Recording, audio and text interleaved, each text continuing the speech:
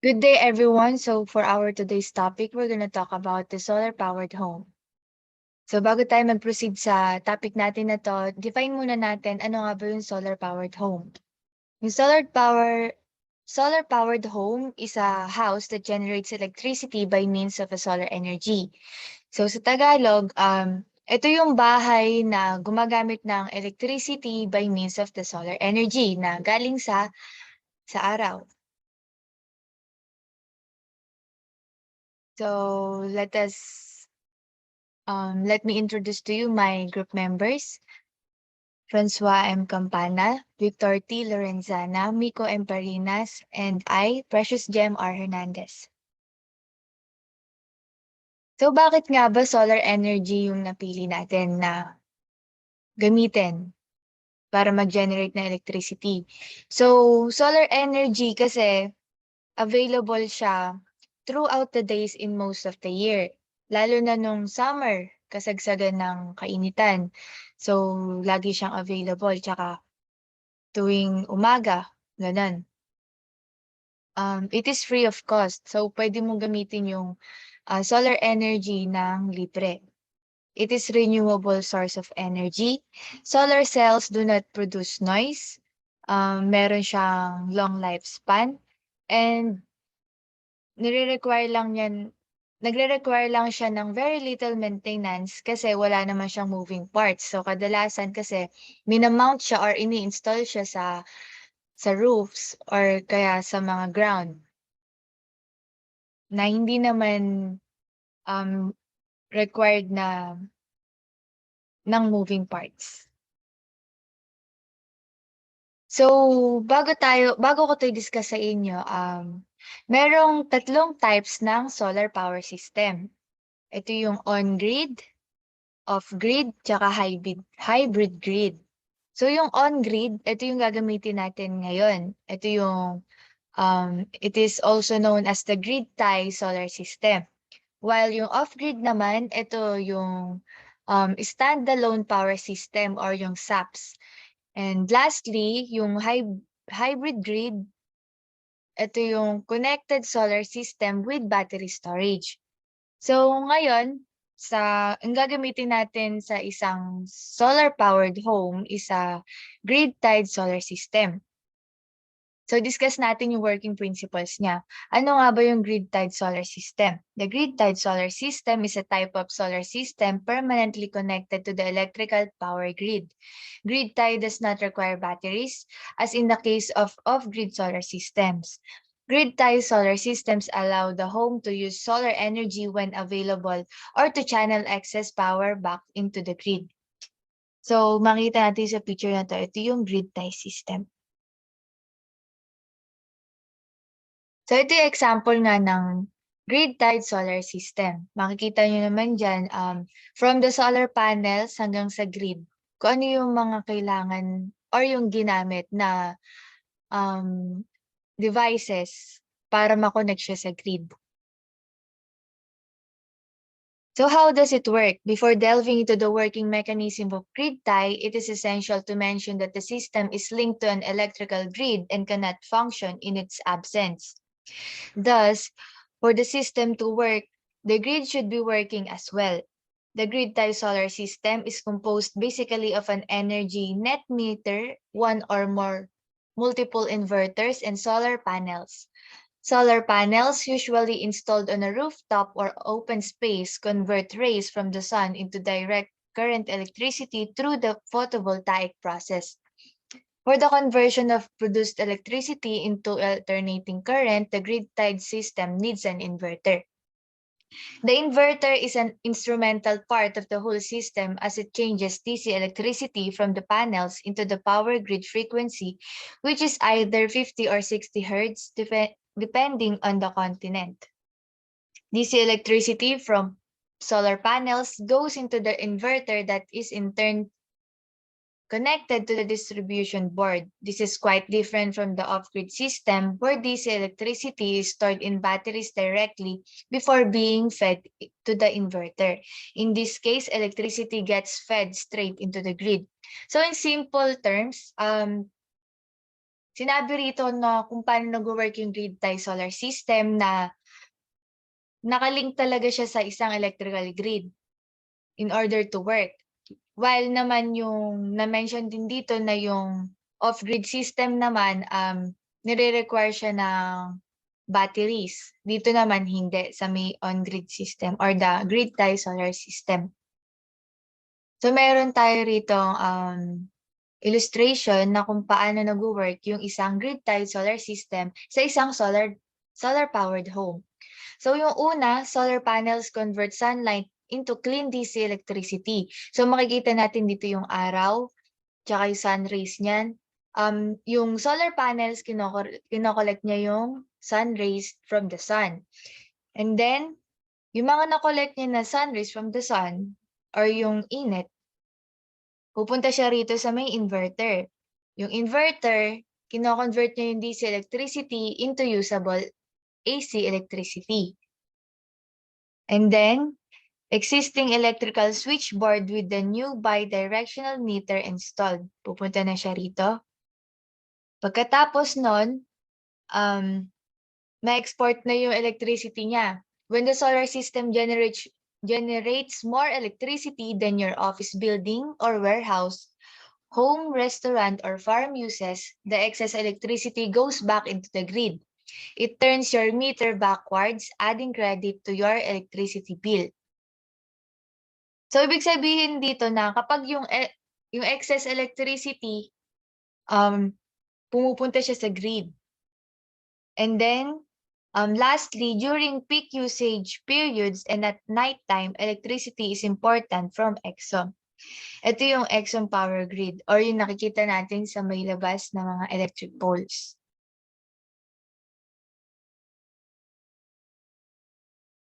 So, ngayon, mag-proceed naman tayo sa basic parts ng isang solar power system or yung grid tie solar system. So, meron siyang 11 basic parts. Ito yung solar panel, grid tie inverter, DC circuit breaker, DC surge protection device or the SPD, AC circuit breaker, AC surge protection device or the SPD, time delay switch or the TDS, DC or AC electrical wires, MC4 connectors, solar rail, and clamps. So, i-discuss natin yung first basic part ng ating solar power system, which is the solar panel. So, ito yung pinaka-importante kasi dito kumokolekt ng sun rays from the sun. Ito yung kumokolekt ng energy, which is the solar energy. So, makikita natin dito na meron siyang several layers, which is the aluminum frame, tempered covered glass, encapsulation foil 1, stringed solar cells, encapsulation foil 2, backsheet, and the junction box. So, ito yung basic parts na isang solar panel. First is the solar cells. Solar cells are the building blocks of solar panels. Thousands of cells come together to form a solar panel. These solar panels are stringed together to make solar panels, which involve soldering, encapsulating, mounting them on a metal frame, testing, etc. The efficiency of a solar panel is directly proportionate to that of solar cells. The cost and efficiency of solar cells influence the overall performance of the solar panel. Solar cells' efficiencies have improved continuously over the past decade. Different materials used in making solar cells result in different efficiencies. Even different companies have conversion efficiencies which differ for the same technology. There are two types of solar cells, the monocrystalline and polycrystalline solar cells. So mamaya, malalaman natin kung ano yung napili natin gamitin, kung monocrystalline ba o polycrystalline solar cell. Then the solar glass. Solar glass is another important component of a solar panel. It is the outermost layer on the solar panel and has to be sturdy and shiny for better performance of the panel. The main function of solar glass is to protect the solar cells from harsh weather, dirt, and dust. It is recommended to use tempered glass with 3 to 4 millimeter thickness. EVA. The EVA sheet or the ethylene vinyl acetate is a highly transparent or plastic layer used to encapsulate the cells. It provides laminated layering on top of the cells to hold them together. It should be durable as well as tolerant to withstand extreme temperatures and humidity. Next is the backsheet. Backsheet is the rearmost layer of the panel providing both mechanical protection and electrical insulation. It is essentially a protective layer. Next is the aluminum frame. The aluminum frame is also a crucial component as it provides a structural strength to the panel. It is recommended to use a frame made of strong but lightweight material. It should be stiff and able to withstand extreme conditions like high wind and external forces. It generally comes in two makes, silver and anodized black. Then the junction box. A junction box is fixed at the backside of the panel. It is the central point where cables interconnect with the panels. Interconnector. Interconnectors help solar panels connect with one another. These should be extremely weather resistant and should be enable secure connections. And lastly, the silicone glue. Silicone is the most commonly used adhesive in a solar panel. Silicone creates strong bonds and is resistant to chemicals, moisture, and weather conditions. Hence, silicone glue is used for solar panels. It is also the most common semiconductor material. So, lahat ng basic parts ng isang solar panel, kaya siya binubuo with these basic parts ay para maging durable siya and at the same time lightweight. Tapos, kung magiging durable siya, ibig sabihin mas matagal natin siyang magagamit and mas matagal natin siyang mapapakinabangan.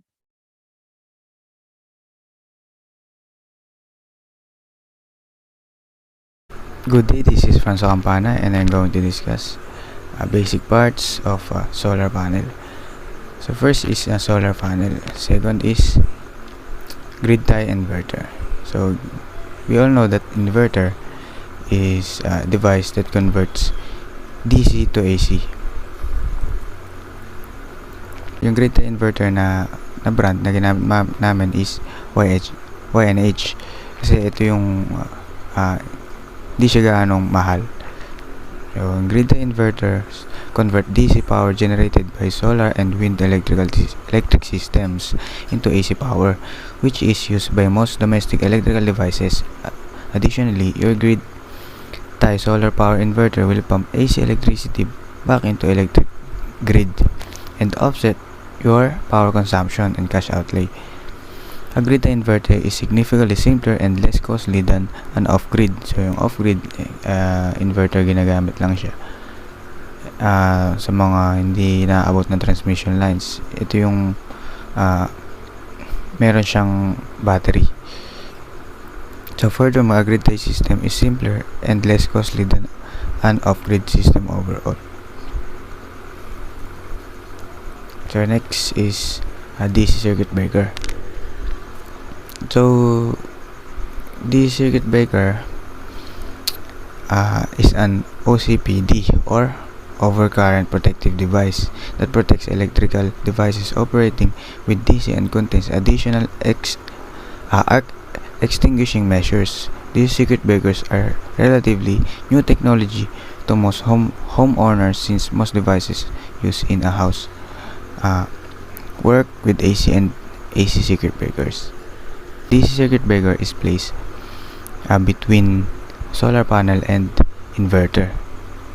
So another function of AC circuit breaker is it also acts as a PV disconnect, meaning if there is need to isolate in this system from the grid, you can also you can also manually check it, or kadalasan ginagawa ito kapag may maintenance. Next is DC protection device. This surge protection device. So surge protection devices or SPD are used for electric power supply networks, telephone networks, and communication and automatic control buses. The surge protection device or SPD is a component of the electrical installation protection system. So in this surge protection device, it offers protection which is different from the circuit breaker. So yung itong DC SPD, it protects the system from power surge or transient voltage. So yung transient voltage, ito yung panandali ang sobrang pagtaas ng voltahe. So yung DC SPD, yung transient voltage nanggagaling siya sa kidlat o sa lightning. So bago pa man makapanira ng PV system, itong si transient voltage, so idinadirect na niya papunta sa ground, and then yung ground na yung mag-a-absorb ng transient voltage. So next is AC circuit breaker. So AC circuit breaker is a safety switch that protects your equipment from damage by turning off the power when an overload is detected. It also protects your safety since overloaded circuits can result in a fire. So itong AC circuit breaker, it acts as an overcurrent protection device. Meron tayong tinatawag na RCBO type or yung residual current operated circuit breaker overcurrent protection. So yung RCBO type may kakayahan, may capability to send ground fault. Halimbawa, hinawakan mo yung live wire. Kung meron kang AC circuit breaker na RCBO type and it's connected to the ground, kapag hinawakan mo yung wire, and automatically magti-trip yung circuit breaker, kaya wala nang incident na kapag may humawak sa wire, mamamatay. So itong AC circuit breaker na RCBO type is recommended din siya in installing solar panel. Next is AC surge protection device or SPD. A surge protector or spike suppressor, surge diverter, surge protection device or SPD, or transient voltage surge suppressor or TVSS is an appliance or device intended to protect electrical devices from voltage spikes in alternating current AC circuits. So itong AC surge protection device ay kagaya lang to sa na binibigay na protection ng DC surge protection device. Next is time delay switch. A time delay switch or TDS is a switch which is linked to a timer, allowing the user to delay on or off cycles of the switch. So kapag brownout itong time delay switch, dinedelay niya or may timer kung ilang minutes to protect grid tie setup from possible power surge. That is why it is also served as a protective device.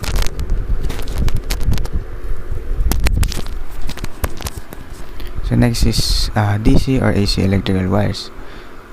So yun nga, kailangan din natin ng wires. With AC current, as supply flows through the cables, the current polarity, negative versus positive, changes, alternating as it flows in one direction and then changing as it flows the other direction. DC current, however, does not change polarity.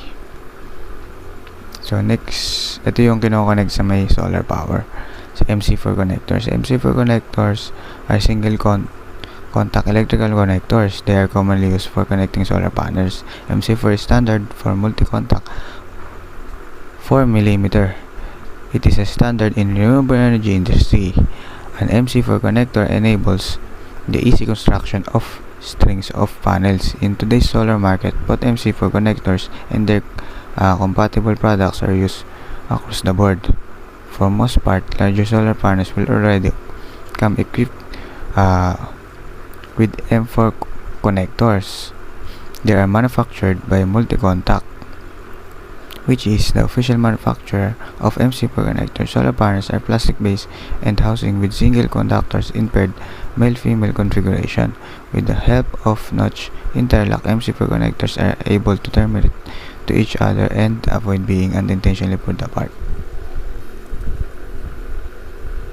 So, solar rail. Ito naman yung a bottom layer for supporting the sandwich or film and glass panels from portion and building. Ito yung kinakabit sa solar panel.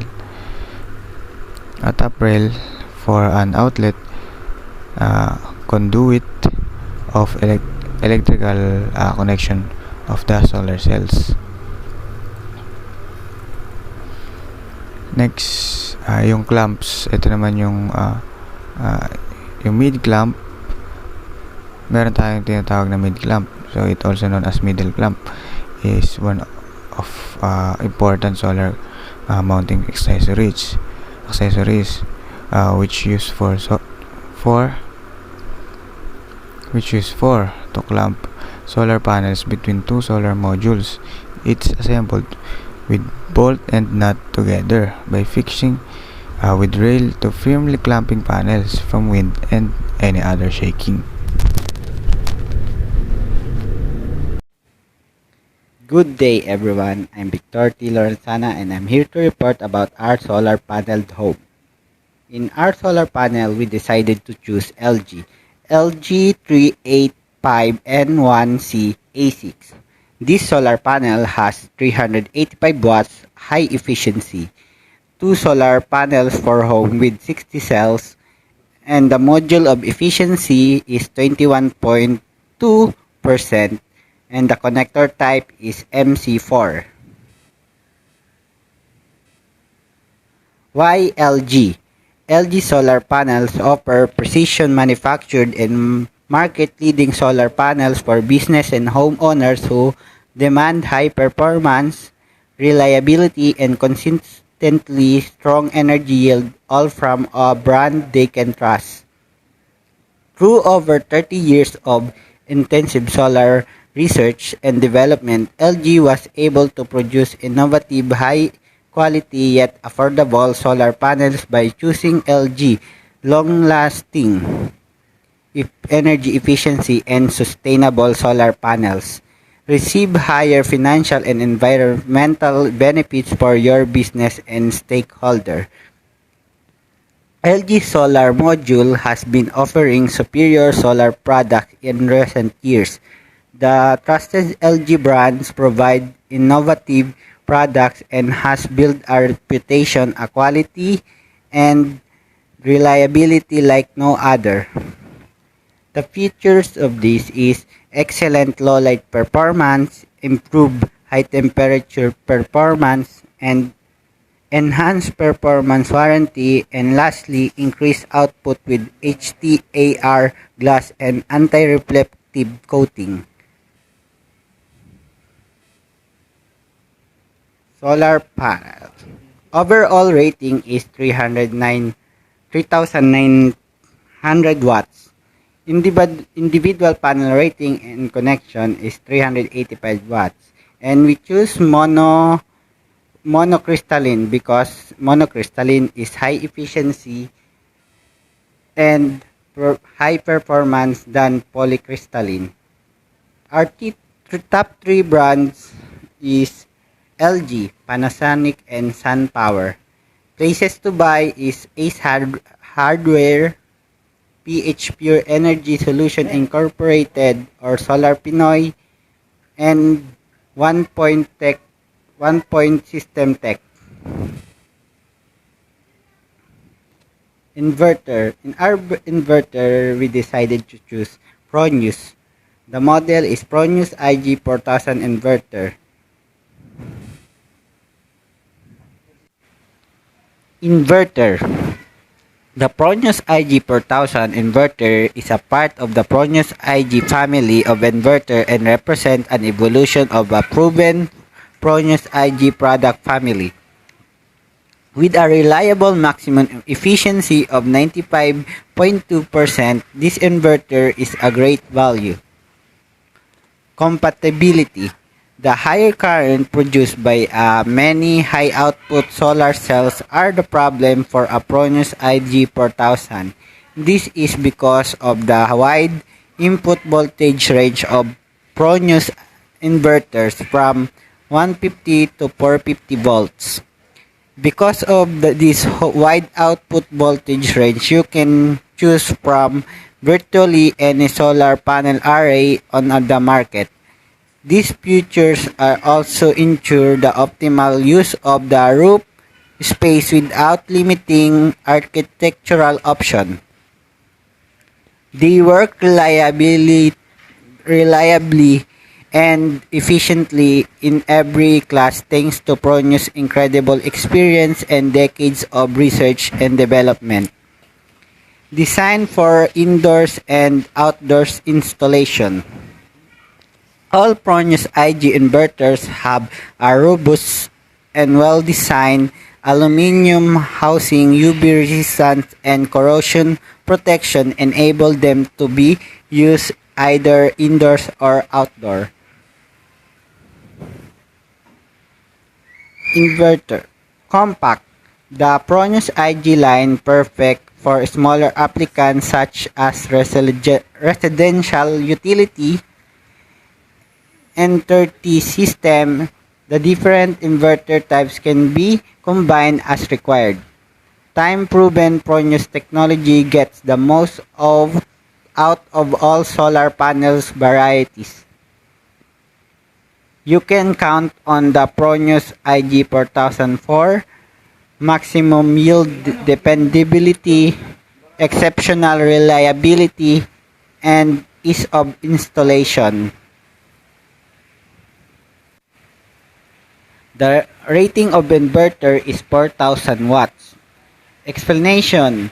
The power rating of the inverter must be approximately equal or little bit higher to maximize the power that the solar arrays are capable of. With limiter or without limiter, we choose with limiter because to limit the production of electricity. For example, if no one was home, the inverter with limiter will automatically cut the line. Modified sine wave or pure sine wave. We choose the pure sine wave because in pure sine wave, you will experience the same current as electric grid. Constant flow of current, run sensitive devices, minimize the risk to devices, and quieter performance. Type of connection. Grid tie. Grid tie, in case of rainy days, you can borrow electricity from power distributor and your excess power will pay for it or you can sell it to distributor. Dito sa grid tie ay kaya namin to pinili kasi mas maganda to. Hindi niya kailangan ng battery unlike na yung other one na kailangan ng battery and yung battery may lifespan lang siya. Dito naman sa grid tie, kailangan mo lang mag-apply sa sa iyong power distributor ng net metering na tinatawag nila. Yung net metering na yon ay check up, titignan ng power distributor mo kung pwede ka ba sa grid tie connection. Titingnan nila kung paano naka-install yung solar panel mo and At ang kagandahan dito sa grid tie, halimbawa sa mga maulan, walang araw, di naman makakapag-absorb ng energy yung solar panel mo, hiram ka sa grid ng power. And yung hiniram mo na yon ay babayaran mo kung sakaling may sobra kang power. And kung halimbawa naman may sobra kang power, ay pwede mong ibenta yon sa power distributor mo. Imbis na ikaw yung magbayad, ikaw pa yung babayaran ng power distributor. Yun ang kagandaan sa net metering. And this is our top 3 brands. Ang mga top 3 brands namin is ProNews, SolarEdge, and SMA. A DC circuit breaker and AC circuit breaker. So the first one is the DC circuit breaker. So what type of a DC circuit breaker we will choose to use for our system? So we choose the MCB type or the miniature circuit breaker. So why MCB type? So because the MCB type is more appropriate to use than the plug-in in the case of security, industrial use, future availability, and also presentable. So let's go for the choosing of the size of a DC circuit breaker. So how we get the appropriate size for our DC circuit breaker. So the first one is we will need to identify the maximum current of the solar panel. So for our maximum current of a solar panel is equal to 17.86 ampere. So times 125%. So 125% is came from in the ruling of Peck. So now the 17.86 ampere times for 125% or 1.25 is now equal to 22.325 ampere. In that case, we will use a 25 ampere circuit breaker. Next one is for the AC circuit breaker. The inverter model is ProNews IG4000 inverter. So its maximum current is equal to 26.1 ampere, and again we will multiply it to the 125% or the 1.25 and now equal to 32.625 ampere. So for the AC circuit breaker, we will use a 35 ampere CB RCBO.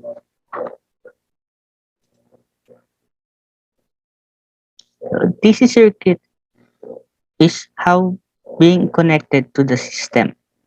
So the circuit breaker will be a dual pole or double space, and it will be located in a position farthest from the main breaker.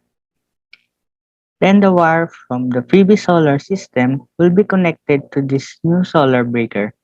An adequately sized PB service disconnect box must be used before making the connection. So for DC SPD and AC SPD, purchasing material requirement is to get rid of the voltage spike caused by lightning strike or irregularity on the utility grid. So first, how identifying the size of the DC SPD and AC SPD. So that we determine the system voltage is equal to 36.1 per panel. And for our system, we will use 10 panels. So the 36.1 voltage times the 10 panels is equal to 360 volts. So for DC side, the 360 times 0.025 or the 25% plus 360 is equal to 369 volts. And for the AC side, the maximum voltage is the 500 volts. So we were going to multiply it for the 0.025 or 25% and plus the 500 volts is equal to 512.5 volts. So for the DC side, we will use the SPD with UC rating of 360 volt to 370 volts. And for the AC side, we will use the SPD with UC rating of 500 volts to 520 volts. So how the DC SPD and AC SPD is being connected to the system. So in the case of commercial solar system, the DC SPD goes between the string protection, the DC isolator, and the string fusing in the inverter. The SPD is connected in parallel to your system, and the output is connected to Earth. So if the length is less than 10 meters, then only one SPD is necessary, and the SPD should be installed with the same vicinity as the inverter. And if the length of the cable is more than 10 meters, then installed one SPD within the vicinity of the inverter as well as the second SPD in the box that is close to the solar panel. So basically, for that more than 10 meters, we will use 2 SPD.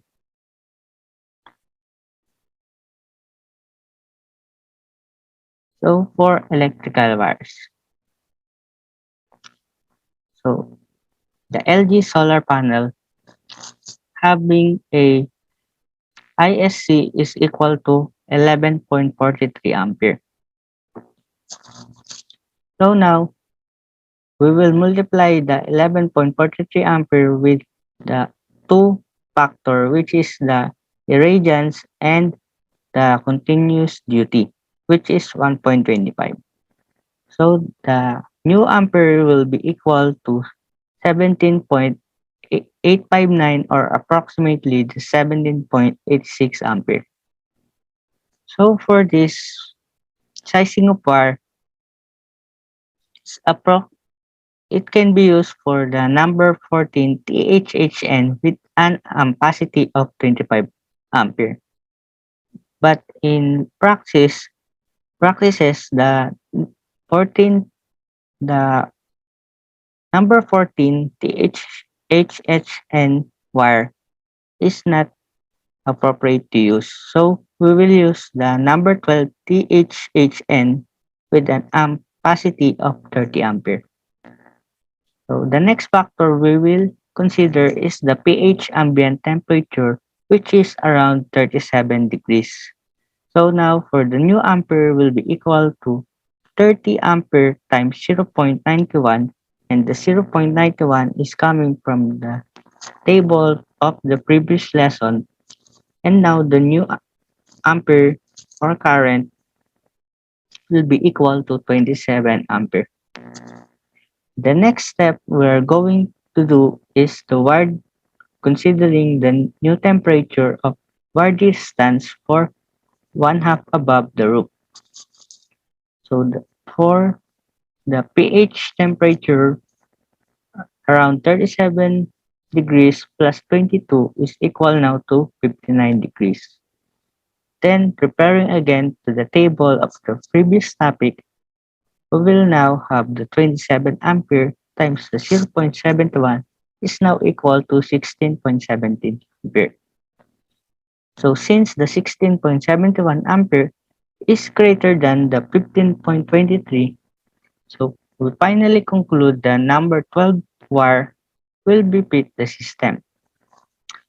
So for the next step, we will consider the voltage drop.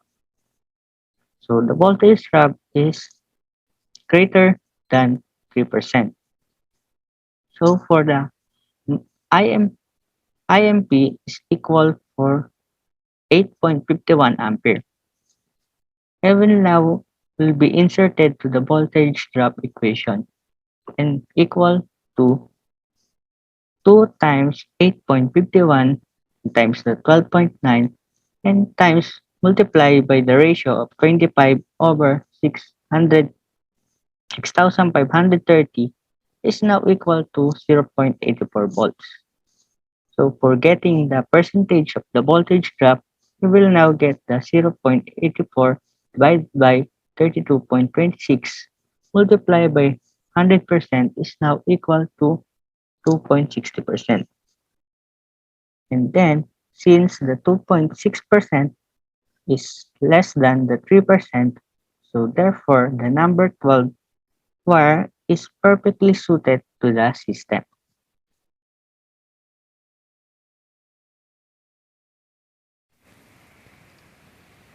Zero bill computation. Dito naman natin pag-uusapan kung paano natin ma-attain yung zero bill computation. And the first, we have to determine the monthly average kilowatt per hour. Ang nilagay namin dito is 400 kilowatt hour. Ito yung nagagamit namin monthly. Yung bill mo kada monthly is 400 kilowatt hour. At yung 400 kilowatt hour na yon, kailangan mo siyang i-divide ng 30 days. By 30 days. Kasi yung kada month may 30 days. Approximately 30 days. Halos lahat. Kaya yon. And pagka natin yan, pag inoperate na natin yung 400 kilowatt hours divided by 30 days, makakuha tayo ng 13.13 kilowatt hour per day or 13,400 watts hour a day. And sa sunod nating computation, kailangan natin consider yung average sun hours. Sa Philippines daw ay may 4.5 up to 5 hours na average sun hours. Kaya naman, kailangan natin yon i-compute din yung kung Dito, yung 13,400 watts na nakuha natin dun sa first is kailangan natin divide ng 4.5 hours na which is yung sun hour average ng Philippines. Kapag natin yan ay bibigyan tayo ng sagot na 3,000 watts. Yan, estimate lang yan kasi yung sagot niyan is malapit na sa 3,000. And yung 3,000 naman na yan, ay 3,000 watts na yan, kailangan mo i-divide ng 130%. Kaya, ba't 130%? Kasi kailangan nating magbigay ng allowance. Kaya, ganun yung ginamit natin 130%. And pag na-divide na natin yan, bibigyan tayo ng sagot na 3,900 watts. Yan ay yung makukuha nating energy. And dito naman tayo sa calculate for the number of solar panels. Dito naman malalaman natin kung ilan solar panels yung kailangan natin para ma-attain yung zero bill computation. Kaya dito, since na ginamit natin yung LG Neon 2 na may kakayahan na mag-produce ng 385 watts, yan naman 385 watts na yan, kailangan mo i-divide doon sa 3,900 watts. Yung 3,900 watts na yan, yung energy na nakukuha natin. Kaya kailangan natin i-divide sa yan, 3,900 watts divided by 385 watts. Binigyan tayo ng sagot na 10.12929. Yan 10.29 na yan, gawin na lang nating 10 panels. Kaya ibig sabihin, kailangan nating bumili ng 10 panels para ma-achieve yung zero bill computation. And next naman, dito naman tayo sa solar panel roof installation. Ito yung mga kakailanganin na parts para makapag-install ka ng solar panel roof solar panel sa iyong bubong. First is solar panel, syempre. Solar panel, 10 yan. Kasi yun yung nakuha nating number ng solar panel na kailangan. And second, grid tie inverter. 3, DC circuit breaker. 4, DC surge protection device. 5, AC circuit breaker. And 6, AC surge protection device, 7 wirings, and 8 MC4 connector, 9 solar rail, and 10 clamps, and 11 disconnection switch. Ideal orientation in the Philippines. Since the Philippines is above equator, then array orientation is commonly regarded as the direction which the solar panel face. Of the areas in northern hemisphere of the country must be facing a south direction. Kailangan pag mag-install ka ng solar panel is facing sa south direction para ma-maximize niya yung yung sun rays na yung sun energy na ma-absorb ng iyong solar panel. Kapag nasa Philippines ka nun, kasi yun yung tamang orientation sa Philippines. And how to install a grid-tie solar power system. The common location for the installation of solar PV panels is the roof. Most of roof is typically have the desired expectation for installation so that the panels get the maximum sunlight. Nevertheless, if the installation of the roof is not applicable or desired, the solar panels could also be mounted on the ground. You just need to make sure that there are no objects blocking to the sun. Ito naman yung step by step kung paano mag-install ng solar panel. The first step is set up the scaffolding. Firstly, you have to erect the scaffolding to ensure safely during the whole installation process when being on the roof. At ang pangalawang step natin is install the solar panels mount, whether it would be the ground, standing, or roof. Basta install mo siya kung saan gusto mo. Kung sa ground, pwede naman patayo, or sa bubong mo. Then, the solar panel mounting system has to be set up. This will support the base of the solar panels. The whole mounting structure must be tilted and have an angle between 18 to 36 degrees to have maximum sunlight exposure. Yan. Yan 18 to 36 degrees. Yan yung tamang angle ng yung solar panel para ma-maximize niya yung sunlight. Pag-absorb ng sunlight. The third step is install the solar panel. When the mounts are set up, the solar panel itself has to be installed on the mounting structure. Make sure to tighten up all the bolts and nuts so that it stays stable.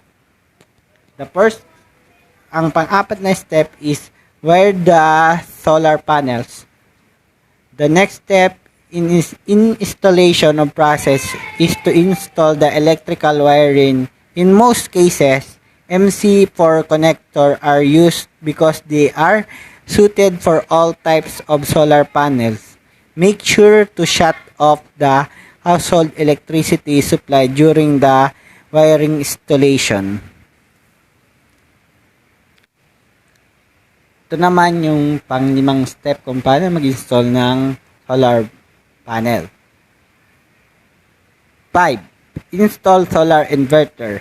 After that, the solar inverter must be connected to the system. It is typically installed near the main panel and could be both indoors or outdoor. Inverter are more efficient if we kept in the cooler place. If the inverter is outdoor, it should be kept out from the afternoon sun.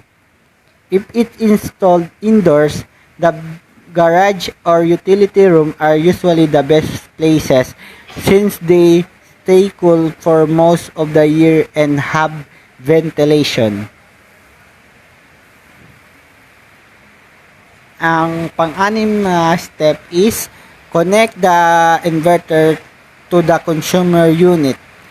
The inverter should be connected to the consumer unit to generate electricity. A generation meter should be connected to monitor the amount of electricity the solar panel actually produces. You can use your computer or other device to check your solar system performance. For example, you can check how much electricity you generate at the different times and decided what time is suitable for using your washing machine or other utilities. And the seventh step to install the solar panel is to start and test the solar panel. The final step is to switch the power on and test the newly installed solar panel system. After that, the solar panel installation process is complete.